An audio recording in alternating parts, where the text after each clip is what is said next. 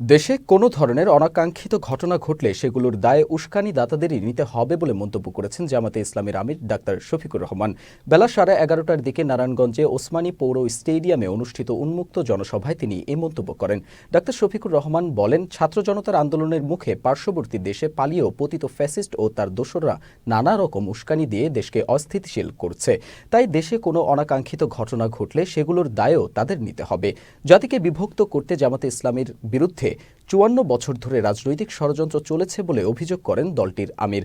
তিনি বলেন, বিচারের নামে জামায়াতকে দেশ থেকে নিশ্চিহ্ন করার অপচেষ্টা যারা করেছিল তারাই আজ দেশ থেকে নিশ্চিহ্ন হয়ে গেছে। এই সমাজ হবে মানবিক, এই সমাজ হবে সমস্ত সমাজকে ধারণ করা, সমস্ত মানুষকে ধারণ করা সমাজ। কিন্তু না, তারা তা করেননি। তারা সমস্ত প্রতিষ্ঠানকে ধ্বংস করেছিলেন। যতগুলো সাংবিধানিক প্রতিষ্ঠান ছিল সব তারা ক্ষতিগ্রস্ত করেছে।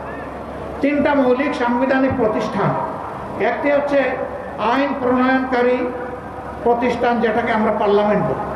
দ্বিতীয়টা হচ্ছে নির্বাহী, এটাতে পুলিশ আছে, সিভিল ব্যুরোক্রেসি আছে, ফরেন ব্যুরোক্রেসি আছে, এই মিলিয়ে আমাদের নির্বাহী। তৃতীয়টা হচ্ছে বিচার ব্যবস্থা, তার সবগুলাকে আওয়ামী লীগ ধ্বংস করেছে। একটাকে তার জায়গায় থাকতে দেয়নি, টুকরা টুকরা করে বিধ্বস্ত করে।